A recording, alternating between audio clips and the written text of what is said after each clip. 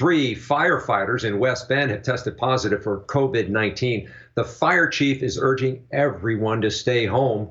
Mary Jo Ola shares how these cases are impacting operations.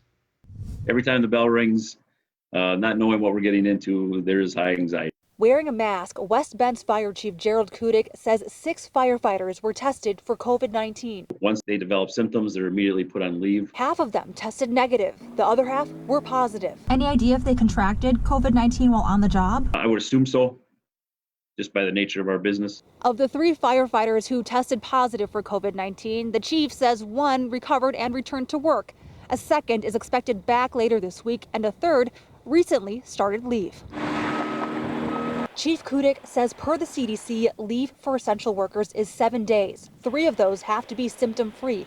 It puts a strain on the 40-person department. So far, we've been able to cover the shifts with overtime. Just the stress itself of this job, dealing with all of the possible infections that are out there, that takes its toll on our members as well. Since the positive cases, firefighters started wearing masks in the firehouse. Before this, they only wore extra personal protective equipment, or PPE, on calls. The department is doing extra cleaning of the firehouses, ambulances, and fire trucks.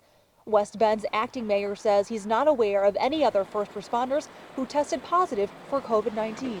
We all have to work together, kind of listen to what the experts are telling us. If they tell you to stay home, stay home. If they tell you not to go out and get in groups of people, don't do it. I mean, you don't know who's got this. The firefighters union says they're working with the chief to ensure members' safety. Chief Kudik says right now they have a sufficient supply of PPE, but it is difficult not knowing how long the pandemic will last. Mary Jo Ola, TMJ4 News.